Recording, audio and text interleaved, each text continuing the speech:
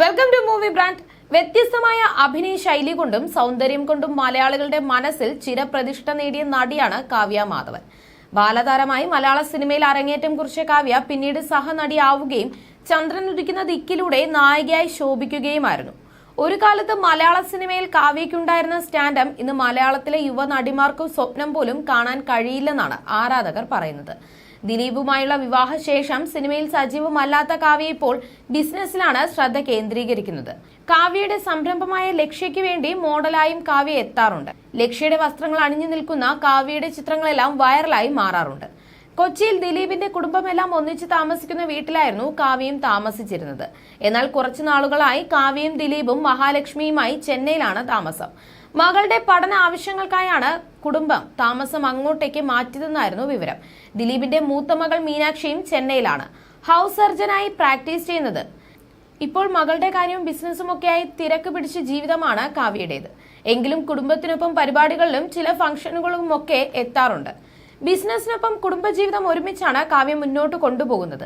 ഇപ്പോഴത്തെ പുറത്തുവരുന്ന റിപ്പോർട്ടുകൾ പ്രകാരം സമ്പത്തിന്റെ കാര്യത്തിൽ ദിലീപിനേക്കാൾ ഒട്ടും പിന്നിലല്ല കാവ്യ. 100 കോടിയിലധികം വരും കാവ്യയുടെ ആസ്തി എന്നാണ് ചില റിപ്പോർട്ടുകളിൽ പറയുന്നത്. ആദ്യ വിവാഹത്തിന് കഴുത്തിലും കയ്യിലുമെല്ലാം നിറയെ ആഭരണങ്ങൾ അണിഞ്ഞാണ് കാവ്യ എത്തിയത്. അന്ന് ആ ചിത്രങ്ങൾ വൈറലായിരുന്നു. കാവ്യ അണിഞ്ഞ ആഭരണങ്ങളെ കുറിച്ച് വരെ അന്ന് ചർച്ചയുണ്ടായിരുന്നു. 500 പവനോളം വിവാഹത്തിന് കാവ്യ ധരിച്ചു കാണുമെന്നൊക്കെയാണ് പറഞ്ഞത്.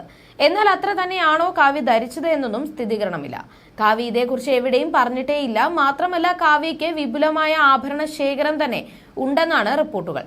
പരമ്പരാഗതവും സമകാലികവുമായ ശൈലികൾ ഉൾക്കൊള്ളുന്ന സ്വർണ്ണാഭരണങ്ങളുടെ ആകർഷകമായ ശേഖരം കാവ്യയുടെ കൈവശമുണ്ട് എന്നാണ് പറയുന്നത്. ആദ്യ വിവാഹത്തിന് ഒരുപാട് സ്വർണം അണിഞ്ഞിരുന്നുവെങ്കിലും ദിലീപുമായുള്ള വിവാഹത്തിന് അത്രമാത്രം ആഭരണം അണിഞ്ഞിരുന്നില്ല. ഒറ്റ വലിയ മാലയായി തോന്നുന്ന 2 മാലകൾ ചേരുന്ന ഡിസൈനുള്ള നെക്ക് പീസ് ആയിരുന്നു രണ്ടാം വിവാഹത്തിന് കാവ്യ അണിഞ്ഞത്. സെമി പ്രഷ്യസ് സ്റ്റോണുകൾ ഉപയോഗിച്ച നെക്ലേസിന് ലക്ഷങ്ങളാണ് വില എന്നാണ് പറയുന്നത്. ഇതിനെല്ലാം പുറമെ കാവ്യയ്ക്ക് കൊച്ചിയിലും ചെന്നൈയിലും കാസർഗോഡും കോടികൾ വില വരുന്ന ഫ്ളാറ്റുകളും ഉണ്ടെന്നാണ് പറയുന്നത്.